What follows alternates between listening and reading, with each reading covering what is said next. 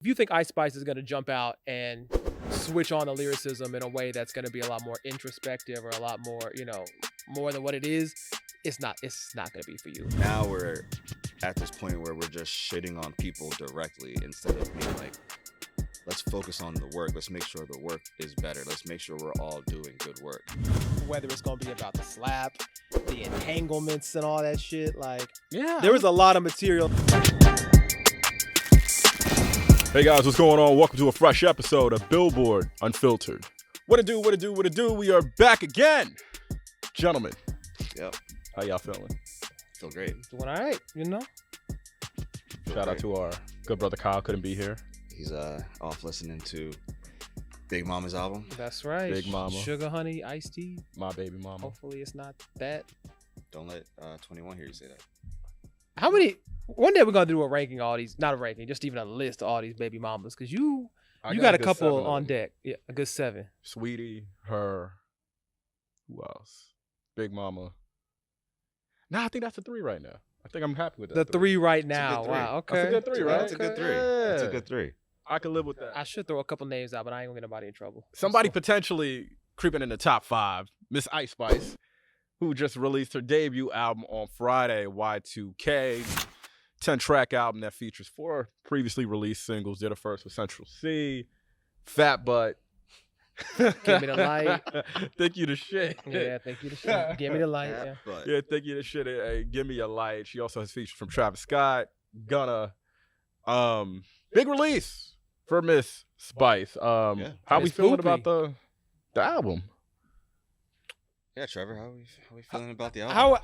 Yeah, Trevor, how we feeling about Yeah, let's switch it up this week. Let Trevor All go right. first. Look, when I was going through it, I go through a couple times, and there's sort of 2 minds I had to be about. One was what it is, and one was what you wanted it to be. Mm-hmm. And so I think That's a good way to assess an album. yeah, it's like because obviously this was really one of the most anticipated rap debuts of the year. Ever since maybe last February with the Princess Diana Barbie kind of run in the summer, we've been waiting and talking and hoping and wanting. But it's like one of those things where I think ultimately it goes down to one of those albums that I think the EP, the tapes, the singles beforehand are going to be the thing we remember more than the actual debut album. It's kind of like the thing people have with Megan for a little bit, the thing people maybe have with Jack Harlow, where for whatever reason when that word album comes on it, I don't know if it's the pressure that ramps up or whatever, but it feels, I mean, obviously, shout out to Ice making a short album. I always will appreciate that. It was 20 minutes. It was easy to digest. It was easy to sort of sit with. Obviously, 4 of the tracks had been out already, so that made it even sort of, half of it was already familiar. But yeah, it's like if you think Ice Spice is going to jump out and switch on the lyricism in a way that's going to be a lot more introspective or a lot more, more than what it is, it's not going to be for you. I was kind of surprised. I think one of the things that especially a lot of reviews people pointed out was the poopy diaper, I'm the shit. I was surprised that I get you're the shit, and that's kind of where you jump off with the wordplay. But I was kind of like, damn, we'd have done this about every single song. She had some other bars. Yes, there were other lyrics on there for sure. But I was surprised that it's just I guess the Miss Poopy thing. It's like, is that gonna be? I think she had something like he's beating up the cat called Peter. She got some. Is that your? You gonna be finna get a shirt? You finna get a shirt? She had some baby bars on there. I mean, yeah, there were plenty of things I thought the rock paper scissors thing actually. I thought that was clever. I thought I did because it took me. I heard it and it took me a second. I was like, what? I was like, okay, I'll give a little Lil Wayne clap to that.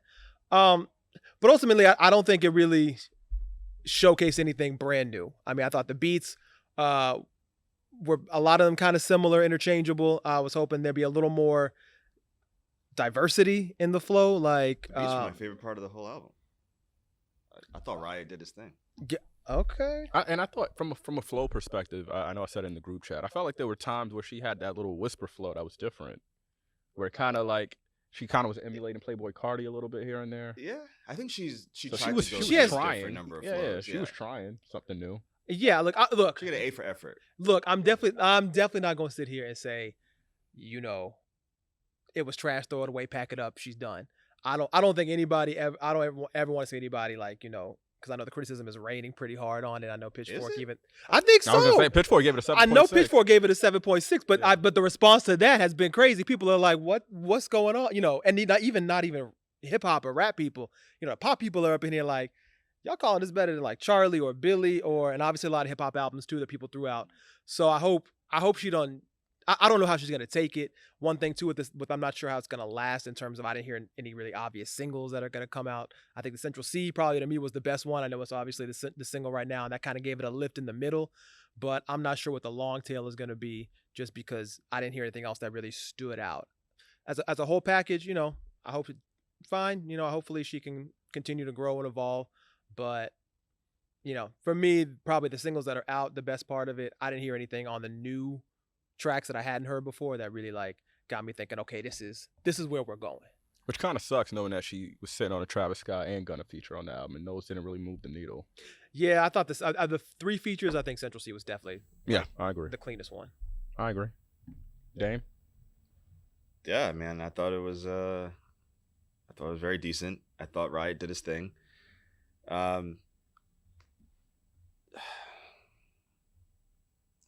It's tough. I didn't really have high expectations for this album. There you go. You know, so it's tough for me to be like, this was trash, or you know, I see a lot of people being like, I can't believe this is the album she made, and my response to that would be, why not? Like, what about Ice Spice made you think she was gonna drop like, you know, hardcore or like anything that's like, you know. She has a very distinct POV, which she's managed to stick with throughout all the songs that she's made.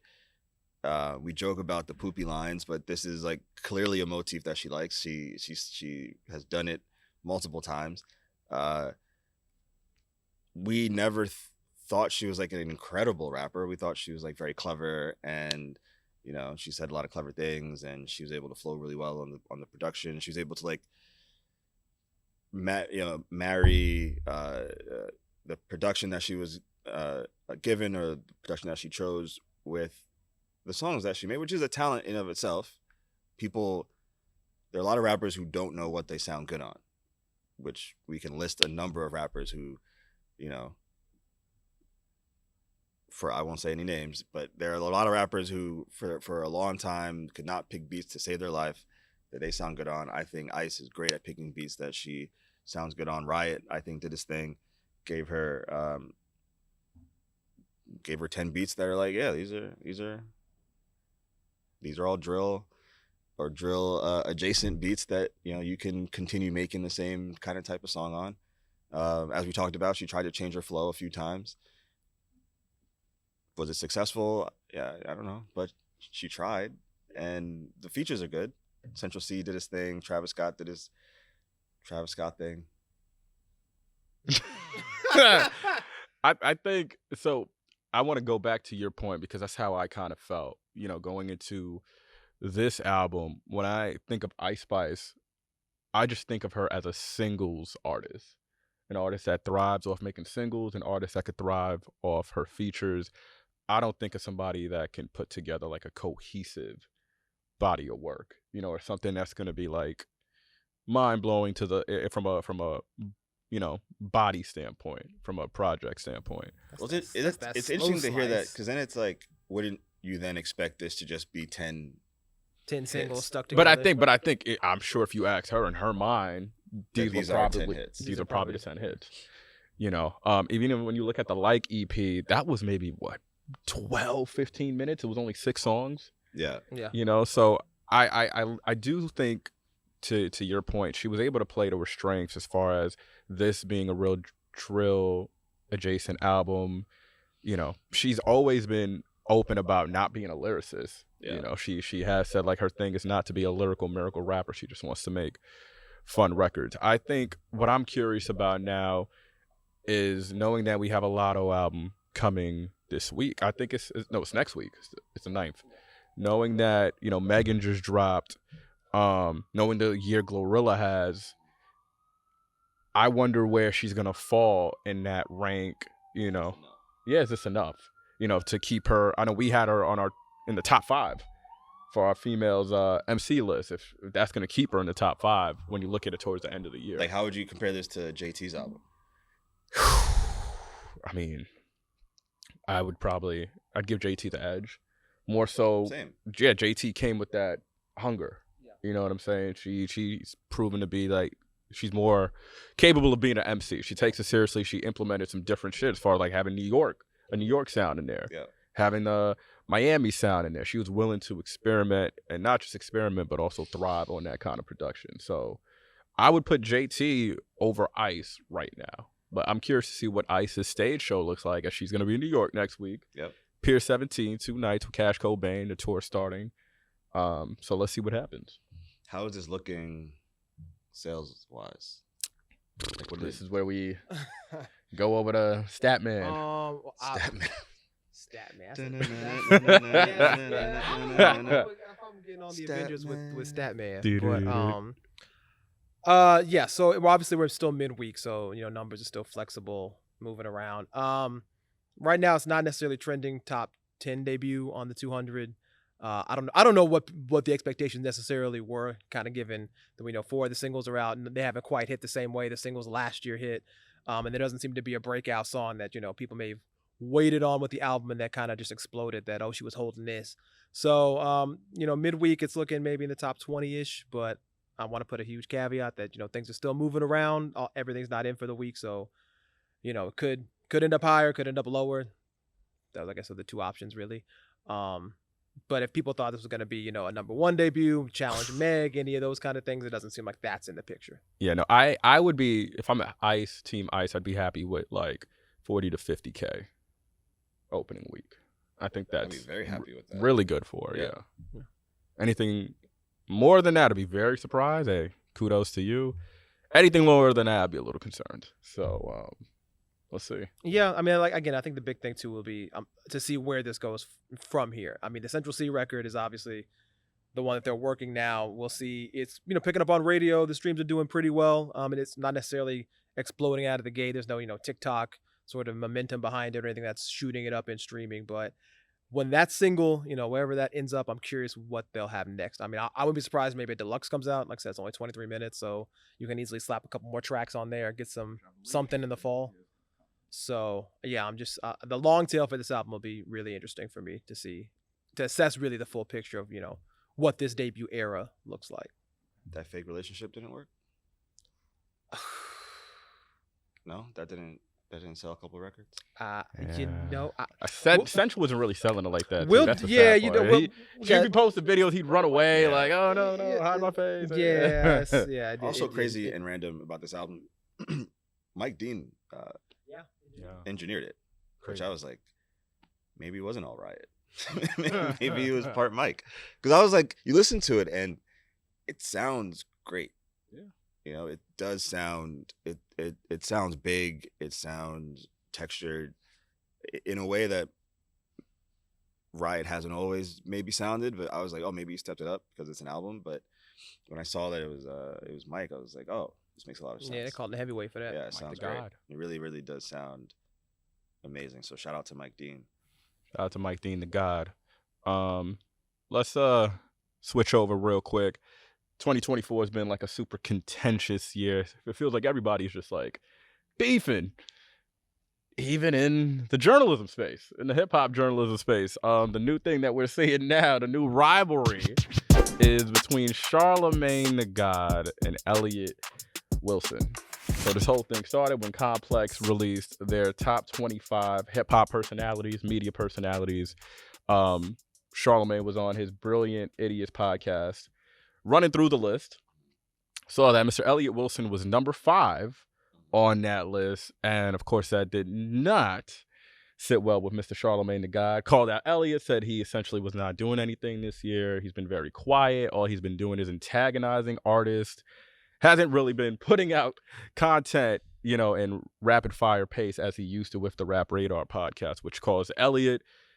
So of course, go back at Charlamagne. It's been like a week-long thing, and I'm curious to just, one, not only get your thoughts on, that particular feud, but also like just hip-hop journalism and media. How are we looking at it right now in the space? Because it's so different from when we first came in to the game?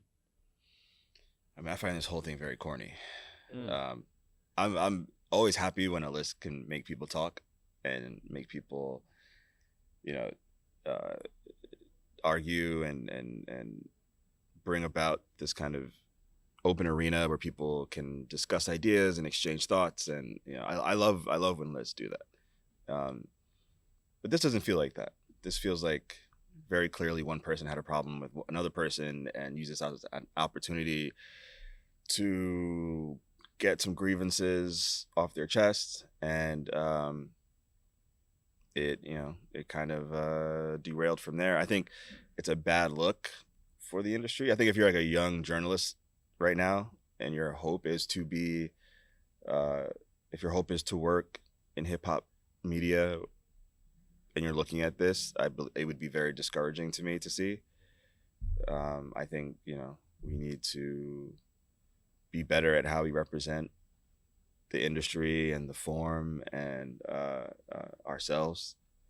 Like take that shit offline. Go talk amongst go grab a drink or a coffee and talk it out. Like, why are we acting like rappers?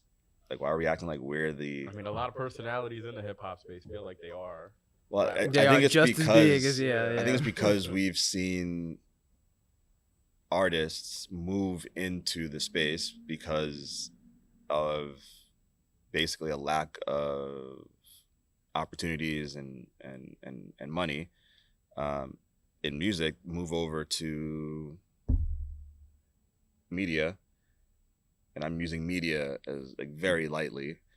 And so now we're in this space where we're like competing with one another. Mm-hmm. You have traditional journalists competing with former rappers, and so one of them is going to move either up or down to match the level of the other. And it seems like the journalists have moved to match the level of the rapper, and so you see people speaking like rappers in terms of their journalistic skill and their history and their prospects, which I don't think is the way to go. I agree with Young Guru, man. I think we gotta stop this. This is ridiculous. This is ridiculous. Yeah, I mean, I think it's unfortunate. I do want to say this from some of the things that I saw. Charlamagne was calling for that sort of, let's get together and talk it out. He was saying, I guess Elliot wasn't offered him to be on the podcast. Yeah. Yeah. So, I mean, we'll see, so I want to put that out there. And Charlamagne was number 4 on the list, I believe. So 4. It was kind of like, why shit on him in the first place? I just don't get it. Yeah. I mean, clearly he thought, as he said, like it was a, going around on past glories, it's the career sort of summation that, and I get that it's sort of tough when it's like, like a Jay-Z is always going to have a Jay-Z stature or catalog behind him, even if he doesn't put out something in the, this year or whatever. How do you discredit his ability, or when he does? Or Kendrick is always one that we always like, if Kendrick drops, we know it's going instant number 1, not in terms of just charts, but like in terms of it's going to be the best release of the year. We know like it's already sort of set up for him. In terms of what I think this does, like for hip hop journalism, I mean, it's I think a part of a weird space that we're in, just in media in general, but especially in hip hop media, where one of the other aspects of it is the jockeying. I mean, and it's sort of unfortunate, artists don't do press runs like they used to, so they're not going to be on everybody's platform. So one of the big, things is the gotcha, that I got Drake, I got Jay, I got, Kendrick, and he's only doing one, and he sat down with me. And so that, that's almost like I'm on the roster. Journalists like, I'm OVO, I'm TDE. TDE. Like rings. Like, oh, I got this championship ring. You don't. Exactly. Kind of thing. Yeah. And so which is how rappers speak about themselves. Yeah. Yeah. And so I think that's really unfortunate that we've kind of moved into that influencer, that, team collaboration space. Mm-hmm. I don't know how we get out of it. I don't know if we get out of it, I mean, it only seems like it's only going to become that much more fragmented and segmented. And, especially as artists continue to get a lot of power in terms of where they go, who they go to, what's being said, what's not being said. We'll see who bends and who doesn't, and who stands their ground. And hopefully, we get to a place where it's a little more equal and parity. But as far as this particular concern goes. I mean, I'm with Dame. I think it's hella discouraging, to see cats, especially jockeying, I guess, over essentially like a 1 or 2 spots. To Elliot's point, I know he was like in one of the interviews, he was like, okay, so he never said why I shouldn't really be there. He was just saying like things that he didn't like. I was like, should I be 9? Would you be good with that? Should I be 8? Should I be above, below this person? Like, stick to the merit of the list. Yeah. But to Complex's credit, they got everybody talking about it. I mean, from their outset, they achieved what they want to achieve. I just hope we don't take this too seriously. Right. And, it's nice to be in the conversation. I think I'll go back to what Miley Cyrus said at the Grammys, like the numbers excite me, but they don't define me. And I hope people can take. I'm serious. Yo, low key, when Miley dropped that, I was like, I did not Mother Miley. I know, but honestly, I think that's the kind of lane I hope this comes out of this. Yeah. So I was gonna say, specifically about Elliot and Charlamagne. I've said this before. Unfortunately, I feel like we're the only culture to put somebody down from a journalistic perspective, because I look at I brought up Larry King before, who was well into his 80s, still interviewing cats like a Mac Miller, a DJ Khaled, and nobody had an issue with it. Elliot's 53, and we are, as a black and brown culture, so quick to shit on him for doing run and gun style interviews or for still trying to compete with other journalists. And I look at it like, if the brother still wants to put out work, to the highest degrees, and let him. Why are we so quick to shit on him, and just say, oh, he's the old man in the room trying to hang with the young cats? Nah, brother's free to do what he wants. That's the only thing I have. Yeah. I agree with that. In regards to that. If he wants to shoot, brother L, do what you do. You know what I'm saying? As far as like just hip hop journalism itself, man, we are in a shitty place. That's the bigger thing. It's like where to see the Charlamagne sniping at Elliot and Elliot sniping at Charlamagne, and it's like, to what end are we doing this? There are bigger problems to solve. We're better together, and I've told you this multiple times. Like, there's a generation that's coming up, but after this, that has don't even consider themselves journalists, that are about to usurp that generation completely, and that to me is going to be even worse than what we're seeing now. We should be concerned about that. Like, we should be concerned about us all preserving this thing that we all love and that we all want to see continue, instead of complaining and shitting on somebody because they got a place on a list that you don't like. Right. It's like, you should be happy that it's even possible for someone like Elliot to continue working at that. That gives us hope at that time. Like, we see hip hop publications. When I started working in this industry, I'm older than both of you. There were not as many as there were when I was growing up, but there was still a lot. And now there's so few that it's alarming, and it's concerning. And it's even more concerning when you see the few people who are at the top going at one another, and they're not even going at one another on some my product is better than yours. Because I grew up reading Double XL when Elliot was there, and he would do all that shit in his cover in his the editor, the letter to the editor type thing. In the editor note, and he'd be this issue is better. Our magazine's better. Going against Vibe, Source, and then the Source would do the same thing. I remember working at Complex, and Noah's editors' letters would be like, "We have the best magazine." It wasn't personal towards anyone. It was just we make the best product. Right. And now we're at this point where we're just shitting on people directly instead of being like, let's focus on the work. Let's make sure the work is better. Let's make sure we're all doing good work. And I don't know how we get back to that, but yeah. And I think it's important to highlight too, I feel like everybody can coexist in this ecosystem, whether you're a personality, a podcaster, a traditional journalist like us here who still write, traditional journalist. Yeah, that's like a dying breed. People still write, guys, because as you said, with the new generation, they're not thinking about putting pen to paper. They're like, how can I get in front of a camera real fast or grab a mic real fast? Yeah.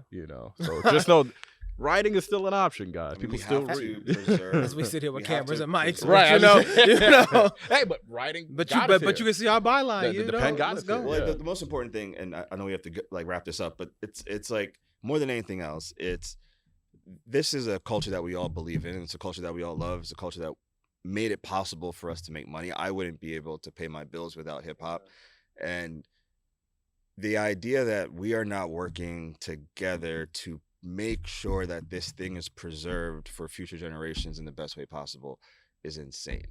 The fact that we're not all coming together concerned to be like, hey, what happens if everybody on this list just disappears? What happens if we're not here? What happens if for whatever reason shit falls apart? What happens in 15 years when someone wants to look back and say, what was going on in 2024? And and just imagine if, to that point, YouTube everybody on videos that aren't list, going to do it. if everybody on that list actually came together to make this thing even better. Yeah, I'm not trying to be on some kumbaya shit, but like, come on, guys. Yeah. Come on. Let's be better for the children. Yeah, I mean, yes, we can always be better for the children. I almost want to flip it and go from like just ask about Charlamagne's point of view, because like is the critique that he launched fair? Like, In regards to just saying, if it's a what have you done for me lately game, because it's it kind of reminds me of the hip hop list that because it's not comparing total catalog, total volume, total just impact, at the moment, but it's at the moment, I think his thing was like he is doesn't have a platform that he works off of. Right. That's true. We confuse platform personality. That's a big I mean, that's he has a big no-no. picture now, but he was saying But it's like everybody on that, most people on that list are working off of platforms owned by tech companies. You don't own that platform. It's not like you own because you have a YouTube channel. Gabe, shout out to Gabe P. Yeah, on the Twitch or radar. whatever, yeah. But even that, it's like you distribute that you take away the distribution, and then what do you have? No one's going to like the website for these things. Right. Yeah. So like, okay, Elliot is mostly on IG right now. So what? There's some people who are only on YouTube on that list. Great point. Like, what are we arguing about here? Anthony Fontano. We should be arguing more so about how do we make it so we have something that can last into the future, because you know what can happen? YouTube can erase things. IG can erase things. I mean, MTV News is, the latest example of so how that goes. It's just all very corny and silly to me. I'll leave it there. Yeah, I was gonna say Elliot, Charlamagne. Hopefully y'all could piece it up. We could. We'll invite y'all here to piece it up. That's right. Come on, sit down. I'll be like Farrakhan at the black table, At the black table. You know what I'm saying? We want to see y'all brothers together, man. One brother that's out here shining, Mr. Will Smith, man. Will Smith, he's coming on. Black table, speaking of black table talk. Black table talk. Yeah. You know what? You may be on something with that. You see the vision. Yeah. You see it as a chess move, Yeah, man. But no, Mr. Will Smith, he's having a phenomenal 2024. Number one movie, Bad Boys 4 with Martin Lawrence. And now it looks like he's really coming back in the music space. He performed at the BET Awards with the single he put out, his first single, You Can Make It, featuring Friday, Maverick City. And then he just put out a new single on Friday with Russ and his son Jaden, titled Work of Art. So this is the first batch of Will Smith music, and God knows, I'm gonna say like maybe 12 to 14. When did Switch come out? Switch was Switch was out in 05. What? Switch came out in 05. Yeah. Switch, Switch it's almost 20 No years. Yeah. way, bro. Yeah. No Switch was way. definitely 05. Come Switch on. was 05. I thought it was in the I 2010s. love when they go. I thought it was in Trevor Statman. Trevor say, yo. I mean, Trevor knows his stuff. It was 05? 05, bro. So What? Wait, say it again? Trevor knows his stuff? I Or you want to say 05? 05. 05. So with that being Come said, on, this is the almost... 20th and first, and also this is ahead. crazy technical. I love black folks because we all think it's Bad Boys 4. It's really Bad Boys Ride or Die. I'm calling it Bad Boys 4. Which is crazy because the niggas know it's Bad Boys 4. I know, because I was thinking, That's what I'm saying. because only when I went to the movie and I saw it, I was like, It's the fourth. Oh, this Bad really Boy. ain't called. This really ain't called Bad Boys 4. It's the Like fourth, it's the I saw fourth like Bad a month Boys. late. It just it is the fourth Bad Boys. When I went to the movies, threw me. I said, huh? I was like, they're like, yo, what do you want to see? I said Bad Boys 4, and they understood me. They knew the vibe. Look, Bad Boys 4. I'm not saying you wrong. I just find it fun because we'll call something whatever the hell we want to call it, and it's like. All right, back to Will Smith. I can't believe this shit came out in 2005. This is damn near a 20-year That's nuts. return, hiatus, and a return to music. Is that the longest hiatus ever in rap? Yeah. You said in black? In rap. In rap. In black, I mean, we probably seen longer ones. Yeah, because Sade's still bullshit. 20 years is... Lauren can break the record, at some point. But I mean, Cardi B will break the record. I don't know. How do we feel about Will making this comeback into music? Because it is being rumored that an album is on the way. Oh yeah, there's definitely an album on the way. Right. I mean, 2 songs is definitely that's the rollout. An indicator. That's the rollout started. Do we want Will Smith music in 2024? Hell yeah. I mean, it's just crazy to think that we're going to, like if you go back to Switch, 20 years before Switch was 1985, Will Smith wasn't even known. Like the fact that we're going a whole generation who really does not have any, zero idea. Like zero. Because unlike maybe even an LL or a Queen Latifah, they haven't put out music, like that either. But I guess there's still some understanding that like, oh, they came really through the rap world, and then they, at some point in their career jumped over. Will Smith clearly was, number 1 box office for all this time. Like going back to 2005, I remember that was the year that Hitch came out. And then you just jump from like Hitch to I Am Legend, I, Robot. Like, Will Smith was Hitchcock. The Tom Cruise. Yeah. Hitchcock. Yeah. Shout out to Hitchcock. That was a good one, yeah. But yeah, I mean, I'm curious to see what it'll be like, because as we talked about, we're so quick to say, we're good, we're all right. But I guess in a weird way, because we almost probably never thought we were going to get Will Smith music again, a 20-year gap. Like there was no, he had never really talked about it, no indication. He'd done a couple random, Jazzy Jeff kind of like throwbacky things on some talk shows and stuff like that. But I'm curious to see like what Will has to say. And I think, I mean, obviously given, whether it's going to be about the slap, the entanglements and all that shit, like there was a lot of material that I think people kind of want, like, because it's like, is Will Smith really as happy-go-lucky as he puts on? There might be something that's really gonna come out in like a little Will Shady kind of vibe. The press run for Bad Boys 4 was probably the most entertaining Will Smith press run I can remember, because he came home like you said. That's my theory. Like my theory is that after the slap, there were reports in our sister publications like Deadline and Hollywood Reporter that the backers of Westbrook Entertainment were considering pulling out or trying to sell, because they were concerned that Will's star had faded and that he wouldn't be able to reach the same heights that he had before. Mind you, he had just won an Oscar for Best Actor. Just remember that. He won an Oscar for Best Actor, and the backers of his production company were like, this nigga's career might be over. And remember what he's been doing, quietly on the TV side, as far as doing Bel Air, executive producer for that. The Karate Kid joint, the what's it called, Cobra Kai.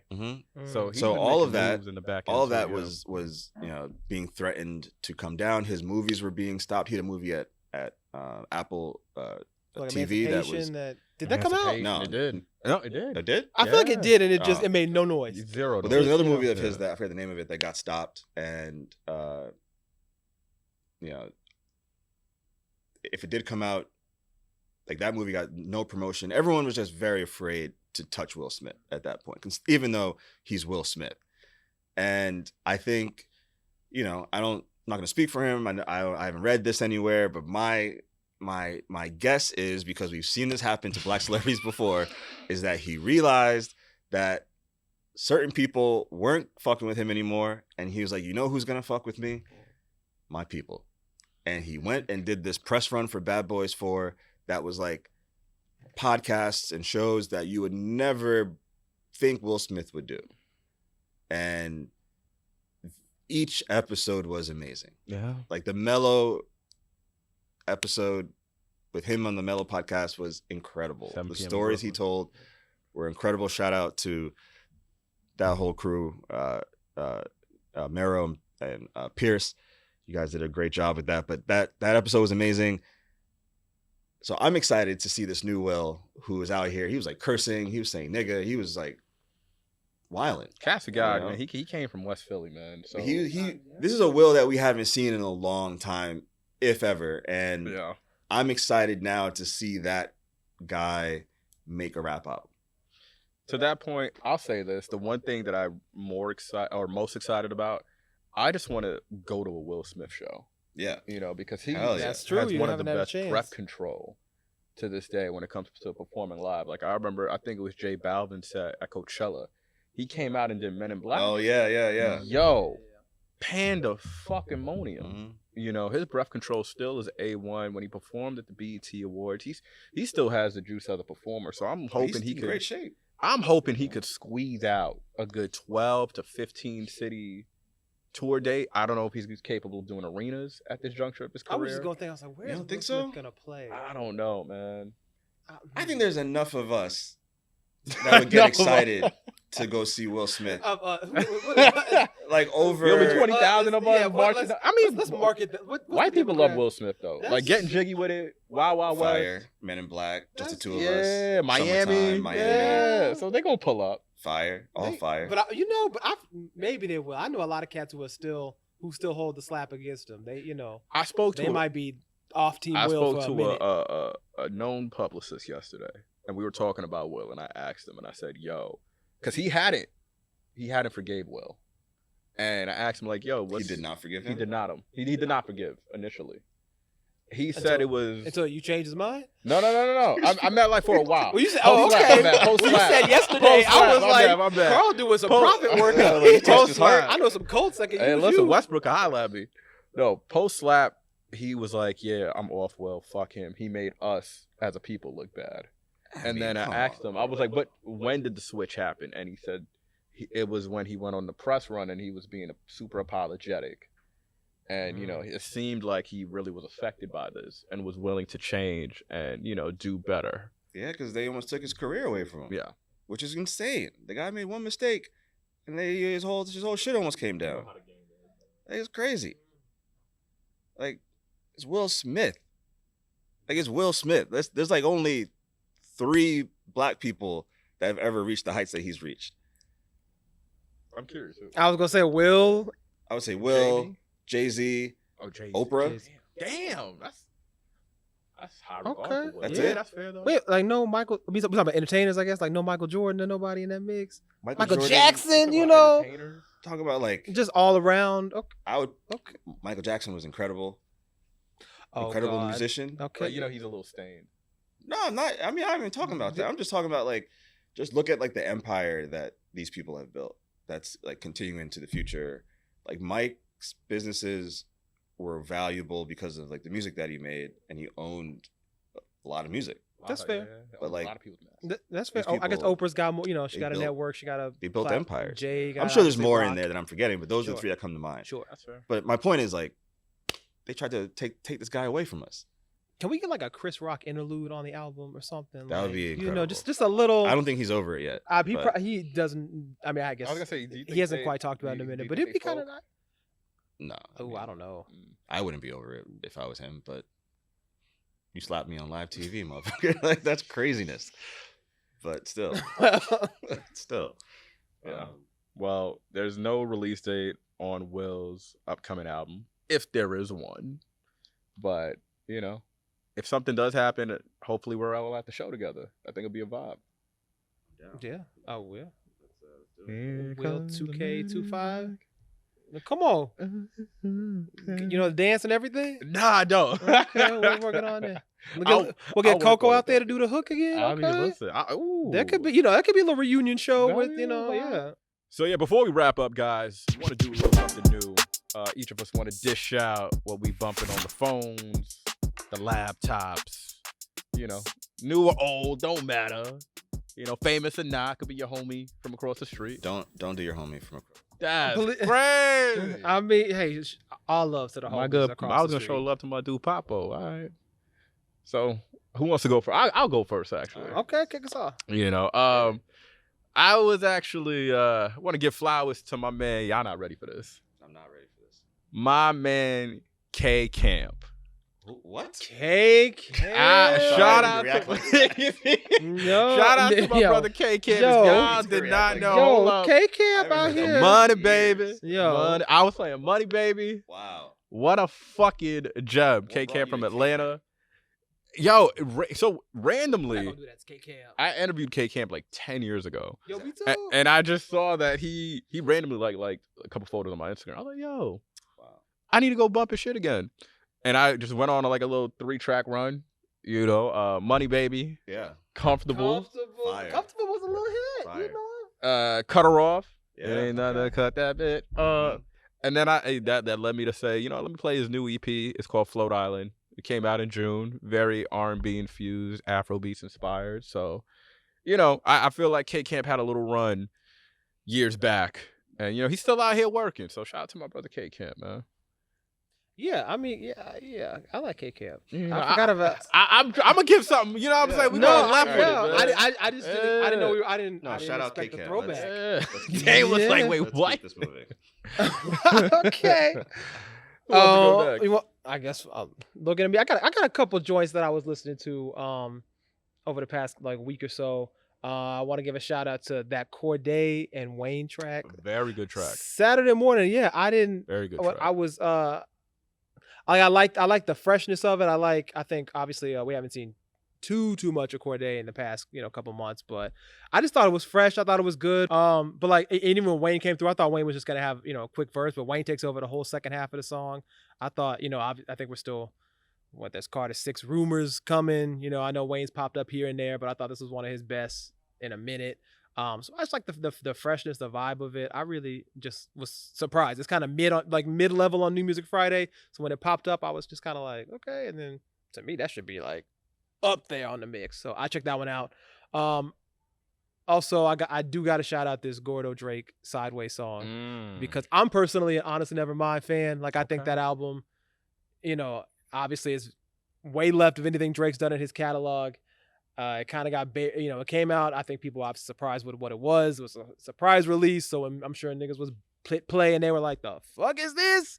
But songs like "Sticky," "Calling My Name" were out there. Let's go green. So this is kind of in that same vein. I'm hoping, maybe there's a way for an Honestly Nevermind 2 to kind of come in the mix. I think Drake actually really excels in that lane. Obviously he knows how to do melodic stuff, and it really makes you wonder, if all the shit hadn't gone down in the spring, sort of with the hot uptown, now with this kind of vibe, like what Drake's summer could have been like. I don't know if he would have put out an album or necessarily anything like that, but I think he could have floated along, a lot smoother, had some nice summer tracks out there. So, shout out to Gordo and Drake. Hopefully this kind of moves into that next phase. Maybe next summer he comes back and just, takes the airwaves again. Love that. Healing's a good record too. I have not checked that one out, but I got Gordo and Drake, great record right there. Good choices. Damn. Yeah, I only have one. It's an album. Casablanca by Marsha Ambrosius. It came out June 28th. Yeah, late June. I believe, on Aftermath. Amazing album. Just, I've told everybody who I talked to listen to it. If they haven't listened to it, I got texted Carl and I'm like, this shit's incredible. I was like blasting it in my crib, but I was cleaning, and I was like, this is just. I was running errands with it. Produced by her and Dr. Dre and Dre's team. What's it called? ICU is Dre's team, or whatever that production team's called. Incredible. It's one of the best albums I've heard this year. She sounds amazing. It's some of the best Dre production I've heard in years. He flips some classic rap samples that in ways that are just beautiful. I would love to hear this album live with a full orchestra, just on some like tuxedo, night uptown some shit. Grown folk shit. Okay. It's beautiful. It's a beautiful album. Shouts to her. I don't think I saw anyone talking about it really, but it really deserves a full listen. It's amazing. It's an incredible album. Props to her. Great pick. Yeah, she had a live orchestra in the studio with her and Dre. It sounds like it. Yeah, World Is Yours was one of the joints she flipped, the Nas joint. Fire. Incredible, man. Yeah. Like, this is seriously Dre at his best. Dre just in complete control. This is like what I imagine Dre wants to do. Like, just command a live orchestra and have them fulfill his wishes and then go in and tinker and do his thing. It sounds incredible. Sounds expensive. She sounds, she has an amazing voice. The songwriting is incredible. Yeah, I can't say enough good things about it. I hope it gets all the recognition at the Grammys because it's that good. Yeah, the song "One Night Stand" coming up on radio, so yeah, hopefully get some good looks for her in the next couple weeks too. Yeah, we'll see. Fire picks, gentlemen. Appreciate you guys joining us for another episode of Billboard Unfiltered. We'll see you guys next week.